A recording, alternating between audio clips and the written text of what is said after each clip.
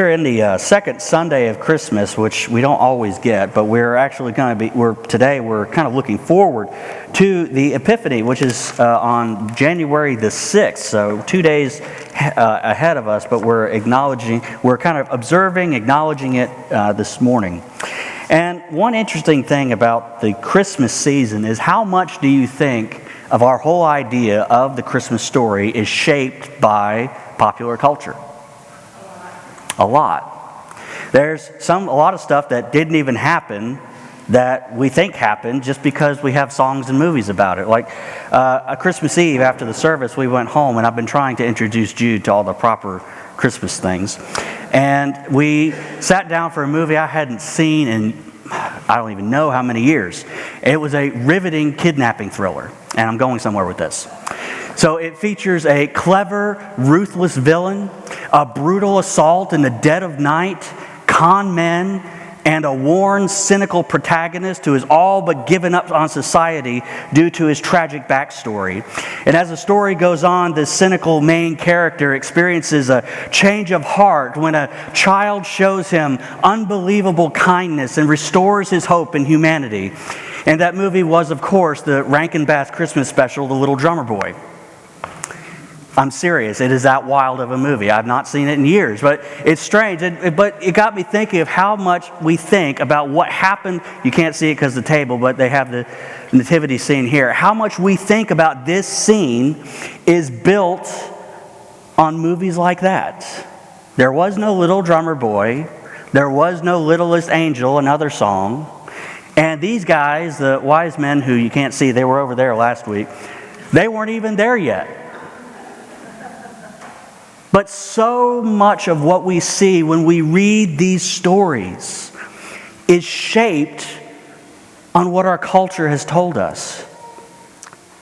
And sometimes when we come to these stories, when we hear them again, when we read them again, we've got so much of that buzzing in the background that we miss the message that's actually there.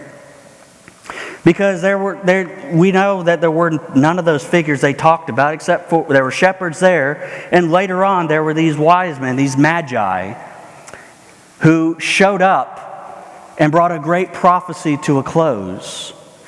And the Bible actually tells us very little about these men, but the implication of them coming to find the Messiah has great implications for all of us here in this room. So let's look at this text, and we'll get started with number 1, the King of Jerusalem. And we start with verse 1. It says, "After Jesus was born in Bethlehem of Judea in the days of King Herod, wise men from the east arrived in Jerusalem, saying, 'Where is he who has been born King of the Jews? For we saw his star at its rising and have come to worship him.'" These men, these magi, were of a priestly order out of Persia. It was an order of magicians and sorcerers and astrologers. And in the ancient world, the stars were the page on which the future was written. And as the stars moved, those were the letters, and those who were trained to read them properly believed that they could divine the messages from their gods. And so a king's cabinet would be filled with these kinds of men to help them determine which way they were to go. They were not considered hacks and con men like we would see them today, but they were important figures, dignitaries of the state. And we saw this a lot in the book of Daniel, when the kings relied on them to interpret dreams and visions.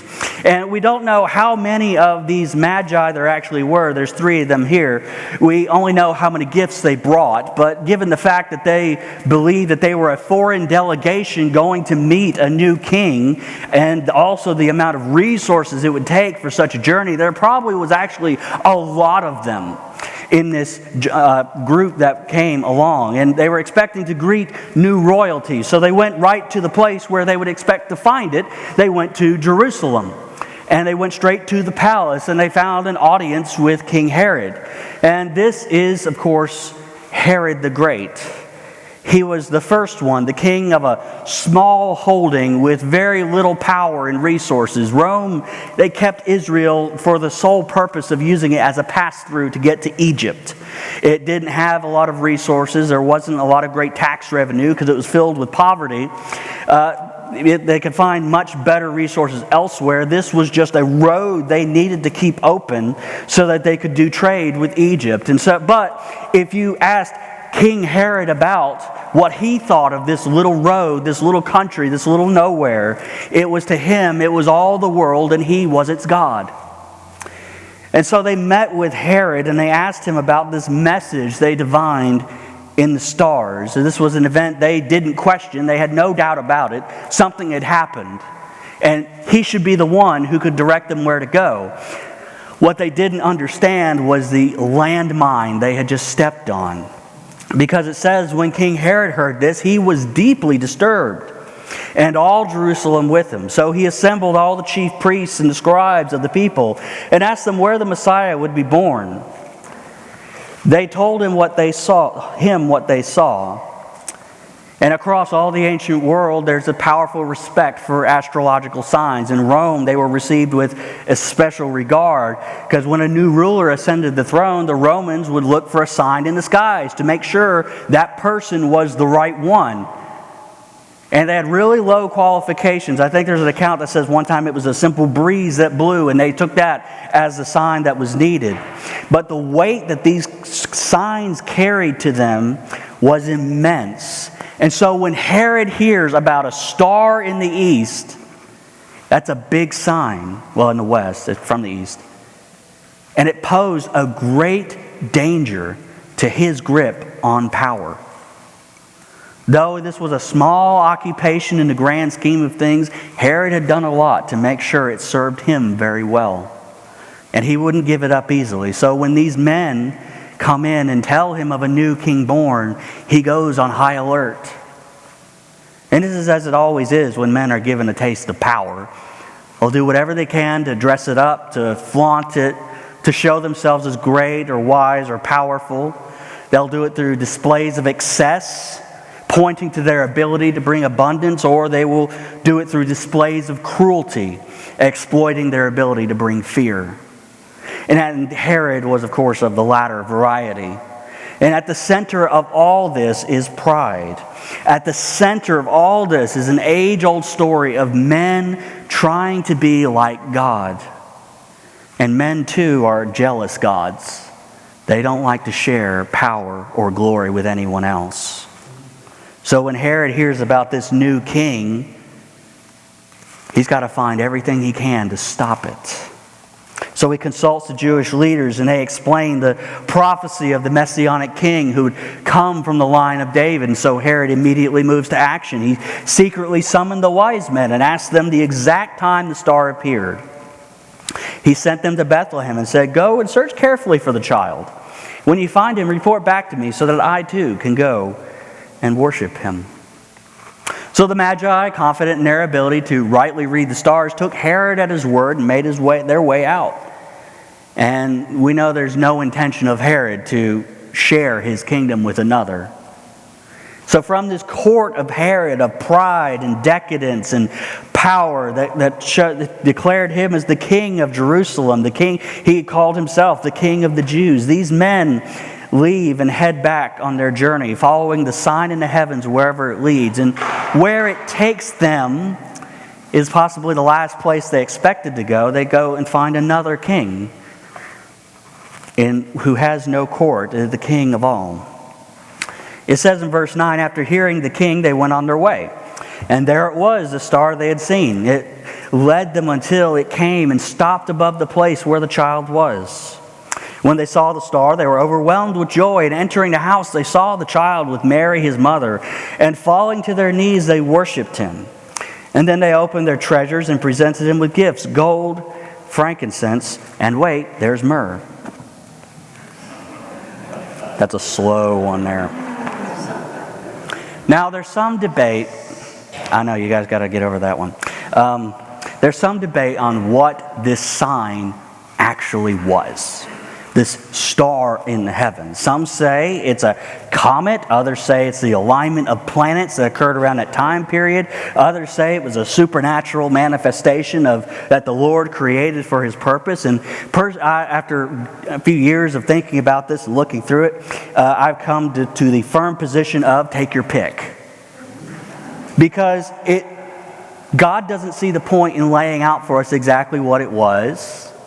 So why are we so insistent on deciding what it was? If it was so important for us to understand the mechanism by which this happened, then we would. And I love science, and I love understanding the theories and the way all this stuff works together, but it doesn't make a difference how it happened. The main point is that it did happen. God gave them a sign. And through that sign He gave to those men, well, not those ones in particular, there's a sign He gave to those men, He gave us a sign as well. A sign to point us down to the centerpiece of the entire story. The point of the story, despite the songs, despite our pictures we have in our head based on what culture has fed us, the point is not the star, be it aligned planets, a comet, or a supernatural star going supernova. It's not even the Magi and their gifts. The centerpiece of the story is where it took them. It brought them straight to Jesus. Straight to the one who's born King of all creation.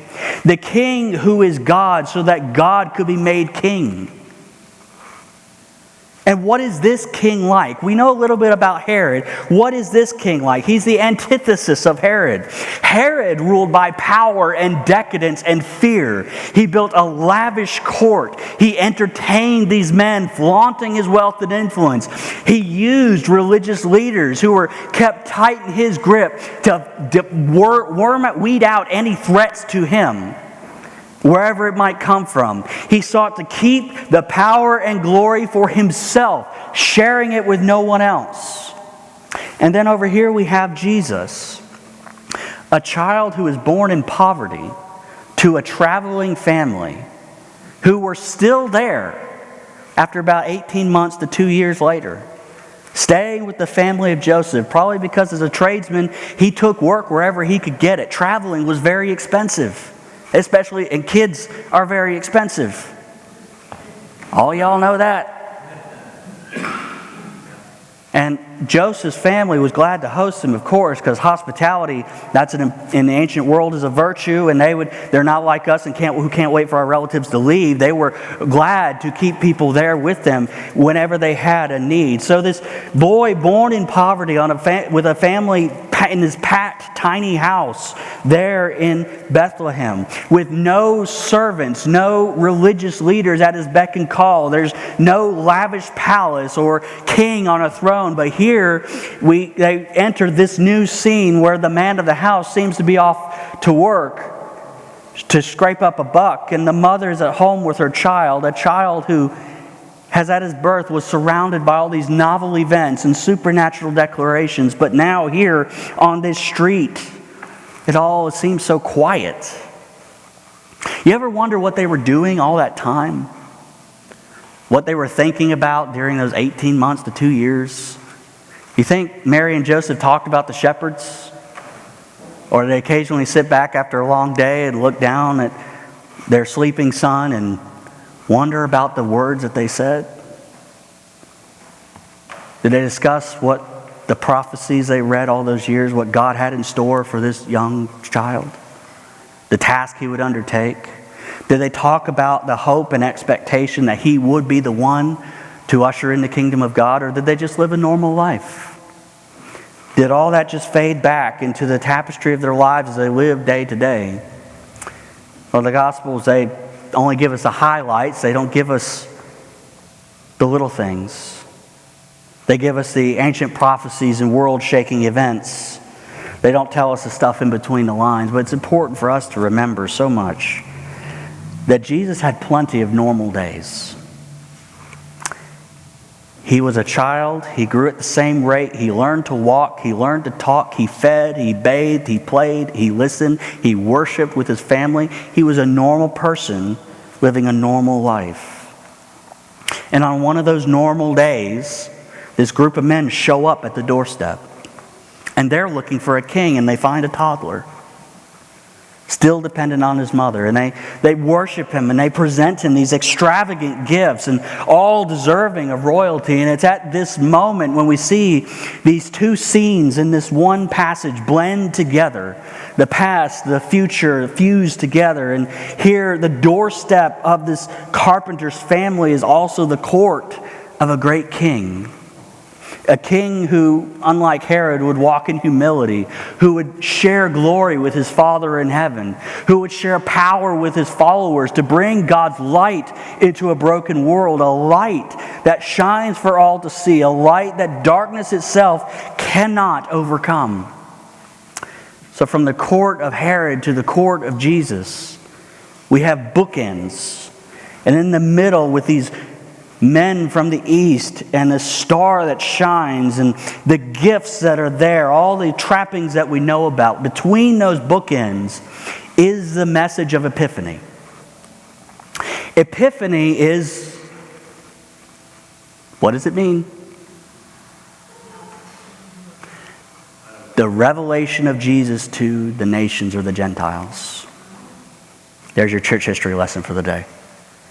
So the sign in the heavens that they followed is a preview of the light that God would send to all the world, a light that will shine to everyone hidden in darkness, all who need to be led away from brokenness and sin, a sign for all who've waited to see God break in through the world. The light that they followed, the light that they saw, this is why it doesn't really matter what it was, is the same light that resides within you.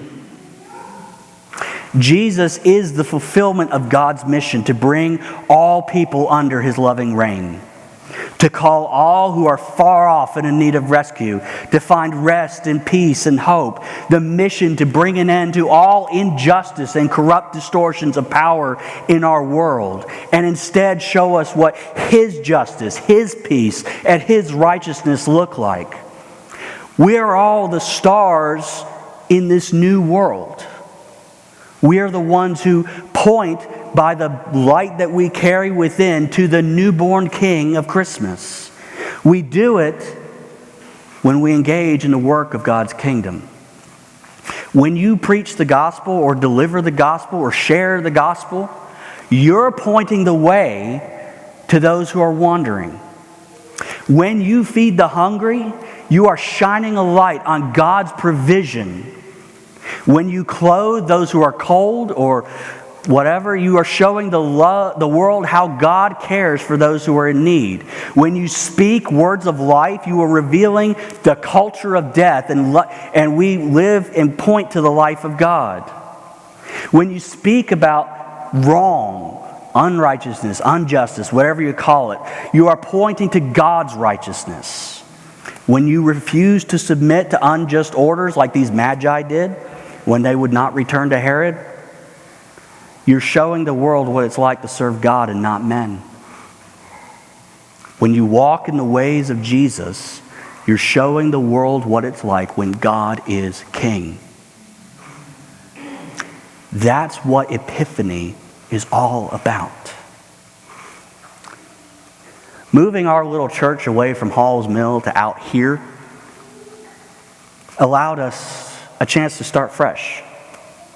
Gave us a chance to see what it's like to find our way to being that light of Epiphany.